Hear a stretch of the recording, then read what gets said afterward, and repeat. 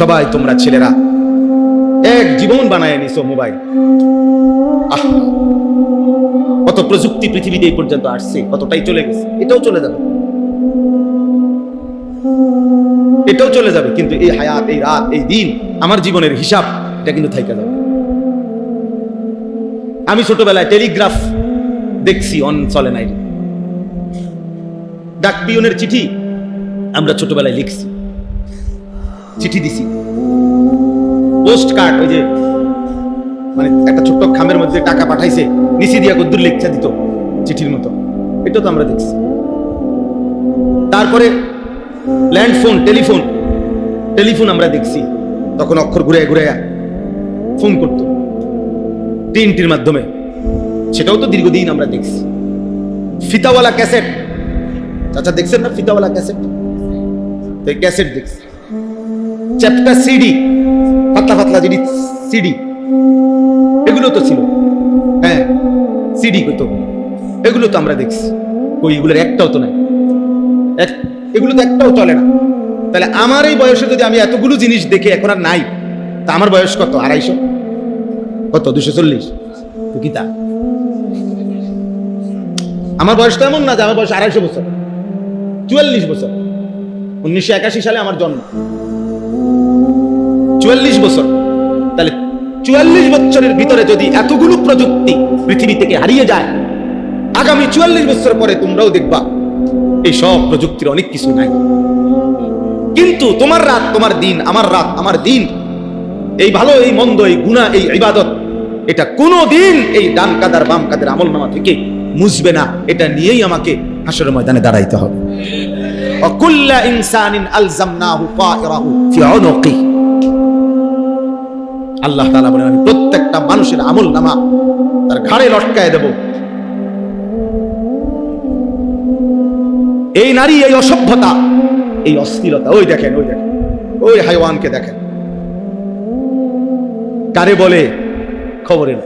বললাম এক জিন্দিগি, কোন ভদ্রতা, এই নেশাখোরের মতো এই মোবাইল খোর এই ছেলেগুলো, কোন ভদ্রতা বলতে কিছু নেই।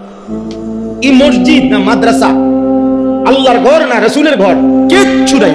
হ্যাঁ, কত হলে আমার মোবাইল আছে, আমি আছি, পৃথিবীতে আর কিছু থাকবা না থাক, সেটা আমার দেখার বিষয় না।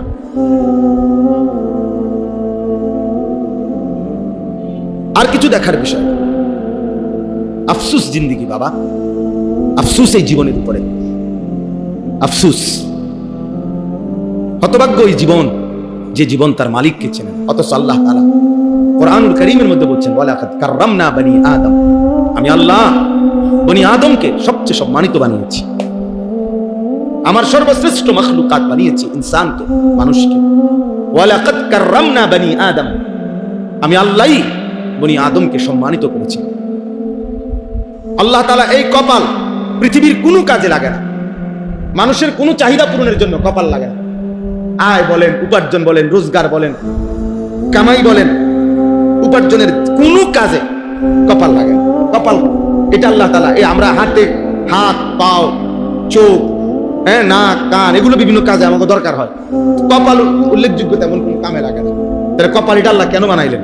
আল্লাহ বলছে, বান্দা, কপাল আমি শুধুই আমাকে সেজদার জন্য বানাইছি। এজন্য সেজদা কাকে বলে? আরবিতে সেজদা বলে কাকে? ওয়াদউল জাবহাতি আলাল আরদ, সমস্ত কিতাবে আছে। জমিনের মধ্যে কপাল রাখা, এটারে কি বলে? সেজদা। আল্লাহ তাআলা বলেন, কপাল আমি শুধু বানাইছিলাম আমার জন্য, সেজদার জন্য। অথচ সেই কপালে যে সেজদা দেয় না, তুই বেটা মানুষ কিসের বেটা? বাকি হাত পাও দিয়ে তো অন্যান্য অঙ্গ প্রত্যঙ্গ দুনিয়া ভোগ করে, ভাত মাছ, আহার নিদ্রা, খানা পেশাব পায়খানা, যৌন চাহিদা পূরণ, এগুলো তো জানোয়ারেরও হয়। একটা কুকুরও তো খায় ঘুমায়, একটা কুত্তাও তো পেশাব পায়খানা করে, একটা কুত্তারও তো যৌন চাহিদা পূরণ হয়, কুকুরেরও তো বাচ্চা কাচ্চা হয়। কুকুরের ছাও হয় না? তাহলে তো বোঝা গেল কুকুরেরও যৌন চাহিদা কি হয়, নাহলে বাচ্চা হয় কেমনে? এই জন্য আমাদের এটা ভাবা উচিত, জীবনটাকে একটা সামান্য, এই একটা মোবাইল, একটা মোটর সাইকেল, সামান্য একটু চুলের ফ্যাশন, একটা জামা, একটা প্যান্ট, একটা শার্ট, একটা গেঞ্জি, বন্ধু, কয়েকজন বন্ধুদের আড্ডা, আর একটা নারীকে নিয়ে ভাবনা, এক নারীকে নিয়ে সারাক্ষণ কল্পনা, কখনো জেনা, কখনো ব্যভিচার, কখনো ছবি, কখনো নাচ, কখনো গান, কখনো উলঙ্গ দৃশ্য, কখনো সরাসরি কথা বলা, কখনো পিছনে পিছনে ঘুরতে থাকা। আহা, এই এক জিন্দিগি। এই সামান্যটুকু জিন্দিগির জন্য, এতটুকু ফালতু কাজের জন্য মহান আল্লাহ পাক রব্বুল আলামিন আমাদেরকে বানিয়েছে। এটা তো বোঝা উচিত। এমন সুন্দর হায়াত, সুস্থ জীবন যদি কেউ নষ্ট করে দেয়, এত বোকা মানুষ না হইয়া গরু ছাগল হইলে ভালো। গরু ছাগলও তো এত বোকা। আতা কুল্লা শাইইন খালকাহু সুম্মা হাদা। কোরআন শরীফে আল্লাহ বলেন, আমি প্রত্যেক সৃষ্টিকে, আমি আল্লাহ সৃষ্টি করেছি, প্রত্যেককেই তার গন্তব্য চলার জন্য একটি দিক নির্দেশনা আমি আল্লাহ দিয়েছি। প্রত্যেক সৃষ্টিকে তার উপযোগী কিছু দিক নির্দেশনা আল্লাহ তাআলা দিয়েছে। এজন্য গরু হিসেবে চলার জন্য যে কদ্দুর দিক নির্দেশনা দরকার আল্লাহ তাকে দিয়েছে। একটা কুকুরকেও আল্লাহ তাআলা চলার জন্য একটা দিক নির্দেশনা দিয়েছে। এজন্য কুকুর নলে লাঠি দেখলে দৌড় দেয়। সে তো এটা তো বুঝার কথা না, এটা লাঠি নাকি ফোম, এটা তো বুঝার কথা না। হ্যাঁ তো বুঝে, হ্যাঁ নলে দৌড় মারে কা, লাঠি দেখলে দৌড় দেয় কা, খাবার দেখলে আগায় কা, ঠিক না চাচা? তাহলে বুঝা গেল তাকে তার উপযোগী চলার জন্য যেটুকু হেদায়েত দরকার, দিক নির্দেশনা দরকার, আল্লাহ তাকে ওটুকু দিয়েছে। আর পূর্ণাঙ্গ হেদায়েত আল্লাহ তাআলা ইনসানকে দান করেছে। এজন্য কোরআনুল কারীমের মধ্যে আল্লাহ বলেছে, ইন্না হাদাইনাহুস সাবিলা, ইন্না হাদাইনাহুস সাবিলা ইম্মা শাকিরান ওয়া ইম্মা কাফুরা।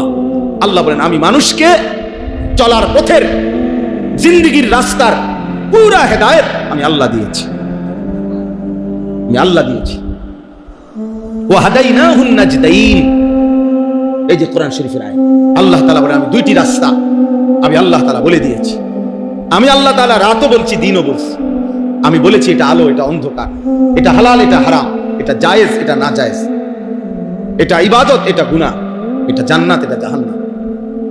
আল্লাহ তাআলা বলেন, আমি এভাবে স্পষ্ট করে আমার বান্দাদের জন্য আমি বলে দিয়েছি, আমি কোনো কিছু বাদ দেই নাই। তাহলে মহান আল্লাহ পাক রব্বুল আলামিন আমাদেরকে সর্বশ্রেষ্ঠ সৃষ্টি মানুষ বানালেন এবং আমাদেরকে পূর্ণাঙ্গ হেদায়েত দিক নির্দেশনা দিলেন। আল্লাহ তাআলা আমাদের জন্য বুঝাইয়া বলার জন্য নবী রাসূল পাঠালেন, আবার বুঝবার জন্য কিতাব দান করলেন, আবার গ্রহণ করার জন্য পূর্ণাঙ্গ সক্ষমতা সম্পন্ন অঙ্গ প্রত্যঙ্গ দান করলেন। তিনটা জিনিস আমার জন্য সর্বদা আছে, আমাদের প্রত্যেকের জন্য। এক হলো আল্লাহর হুকুম মানার উপযোগী একটা বডি আল্লাহ আমাদের দান করছেন। যত কিছু আল্লাহ হুকুম করছেন আমাদের শরীরের সাথে মানানসই।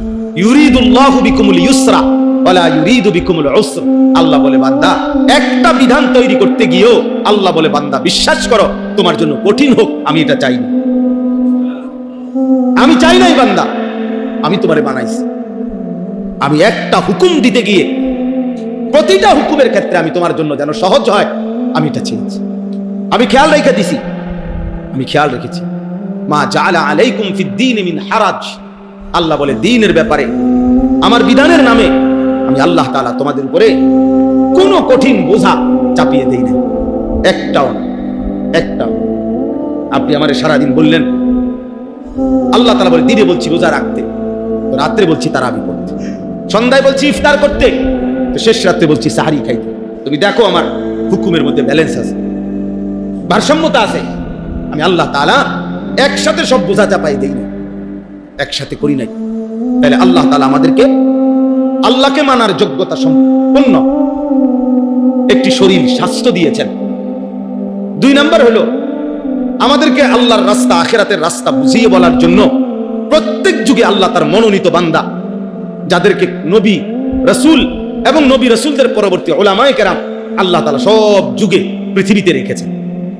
আপনারা একজন চাচা বলেন, ছোটবেলায় শুনছেন কিনা কোনোদিন যে আজ থেকে 100 বছর আগে একবার এমন হয়েছিল যে পৃথিবীতে কোনো হুজুর নাই? এমন ঘটনা শুনছেন? বোঝেন নাই? আপনি শুনছেন জীবনে যে বিশ্বাস করেন 1992 সালে একবার 6 মাস এরকম হয়েছে যে কি নাই, কোনো হুজুর নাই পৃথিবীতে? এমন ঘটনা পেয়ে যায় না থাকতে পারে, কিন্তু হুজুর থাকবে না। আদা রসুন না থাকতে পারে, ডাল কম হয়ে যেতে পারে, কিন্তু পৃথিবীতে আল্লাহর জমিনে মানুষের হেদায়েতের জন্য, মানুষকে আল্লাহর পথ বলার জন্য নবী এবং রাসূল এবং তাদের পরবর্তী উলামায়ে কেরাম আল্লাহ তাআলা সর্বযুগে আল্লাহর কুদরতি ভাবে ধারাবাহিক চালু রাখছে। সুম্মা আওরাসনাল কিতাবাল্লাযীনা ইসতাফাইনা মিন ইবাদিনা, এটা কোরআন শরীফে আছে। আর 3 নাম্বার হলো বুঝবার জন্য আল্লাহ তাআলা আসমানি কিতাব ওহী, আল্লাহর আসমানি ওহী সর্বদাই পৃথিবীতে জমিনের মধ্যে রেখেছে। গত 1450 বছর থেকে যখন থেকে কোরআন নাজিল হয়েছে আজকের এই দিন পর্যন্ত পৃথিবীতে কোরআনুল কারীম একদিনের জন্য নিশ্চিহ্ন হয় নাই, হবেও না, হবেও না। তাইলে কি সমস্যার কারণে যুবক ছেলেরা তোমাদেরকে বলি, বাবা বয়স্ক বাবা আপনাদেরকে বলি, কি সমস্যার কারণে আপনাদের এই ছেলেরা এক ওয়াক্ত নামাজ পড়ে না? আপনি জবাব দেন। কি নামাজ পড়ার মতো যোগ্যতা তার শরীরে নাই? বুঝাইয়া বলার জন্য কি কোনো হুজুর নাই? বুঝবার মতো কি কোনো কিতাব জমিনে নাই? কি ছিল না? কি সমস্যার কারণে? কি সমস্যা? হাসরের ময়দানে জবাব দিতে হবে, বাবাকেও জবাব দিতে হবে, সন্তানকেও জবাব দিতে হবে। সন্তানকেও জবাব। আমারও 2 ছেলে আছে, ফজরের নামাজের জন্য প্রতিদিন উঠাইতে আমারও কষ্ট হয়। আমার ছোট ছেলের বয়স 7 বছর, 7.5 বছর, যতক্ষণ না উঠে দরকার হলে 10 বার ডাক দেওয়া হইলো, দাঁড়ায় থেকে উঠাইয়া উজু করে এরপরে একসাথে বাফুত মসজিদে যাই। এটা আমার জিম্মাদারি, আমার উঠাইতে হবে আমার বাচ্চাকে, এটা আমার দায়িত্ব। আমার সন্তানের নামাজ শুধু তার নামাজ না, আল্লাহর কসম আমার সন্তানের সেজদার মধ্যে তারও আখিরাত, আমারও আখিরাত। আমার বিবির পর্দার মধ্যে আমারও আখিরাত, বিবিরও আখিরাত। আমার স্ত্রীর বেপর্দার কারণে তাকেও জবাবদিহি করতে হবে, স্বামীকেও জবাবদিহি করতে হবে। আমার ছেলের বেনামাজি জিন্দেগির কারণে, অসভ্যতার জিন্দেগির কারণে বাপকেও সমপরিমাণ জবাবদিহি করতে হবে। আপনি বাপ হইছেন, লগের রুমে ঘুমাইছেন, আমনের ফুতে পাশের রুমে সারা রাত উলঙ্গ ছবি দেখে মোবাইলে, আপনি বইয়া বইয়া সিরা সাবান, হ্যাঁ অপদার্থ। আপনি বুঝেন না, আপনি সিরা খান, আপনি বুঝেন না। আপনার চেহারা, পুতের চেহারা দেখলে বুঝেন না যে এই জানোয়ারের মতো চেহারা কই বানাইলো? কোন কার চুল এগুলো? ভাইয়া বলো, বলো মিয়া, একটা ছেলে বলো। মুসলমানের ঘরে যদি জন্ম নিয়ে থাকো বেটা, ফিলিস্তিনের যদি 1 ফোঁটা রক্ত দেখে থাকোস বেটা, মায়ের বুকের রক্ত যদি দেখো, গাজার মুসলমানের রক্ত যদি তোমার কলিজার মধ্যে দেখো, একবার যদি কোনো চোখে ইসরায়েলের ইহুদি কুত্তাদের এই জুলুম যদি দেখবার পর তুই মুসলমানের বাচ্চা হইলে এমন চুল রাখবার কথা ছিল না বেটা। এ তো বেঈমানের চুল, এ তো বেঈমানের চুল বেটা। কেমনে পারলি যুবক? এই যুবক কেমনে পারলি? বেঈমানের মতো কেমনে সাজলি বেটা? যারা আমার মাকে, যারা আমার বোনকে, সন্তানকে বোমার আঘাতে, যাদের ইমানদারের লাশ আকাশে উড়ে ছিন্ন ভিন্ন হয়ে টুকরা টুকরা হয়ে গেছে, এরপরেও বসে বসে এই মুহূর্তে পৃথিবীতে মুসলমানের উপরে এত জুলুম চলতেছে, এভাবে মুসলমান রক্তে ভাসতেছে, আর তোমরা এরপরেও বসে বসা মোবাইল, নারী, ছবি, উলঙ্গ দৃশ্য দেখো। হায় যুবক, লানত তোর উপরে, লানত, লানত তোর উপরে বেটা, লানত তোর উপরে বেটা। তুই কোন মার ঘরে জন্ম নিলি বেটা? তোর শরীরে 1 ফোঁটা রক্ত নাই, 1 বিন্দু বিবেক নাই তোর কাছে বেটা? কিভাবে সম্ভব বলে? কিভাবে এত বিবেকহীন হয় মানুষ? মুসলমানের বাচ্চা এত বিবেকহীন হয়? ছি ছি ছি ছি ছি, আমার কাছে রীতিমতো আশ্চর্য লাগে। তোমরা দেখতেছো কিভাবে মুসলমানকে হত্যা করছে। সেই আমরা শুনছি, কিতাবে পড়ছি, উহুদের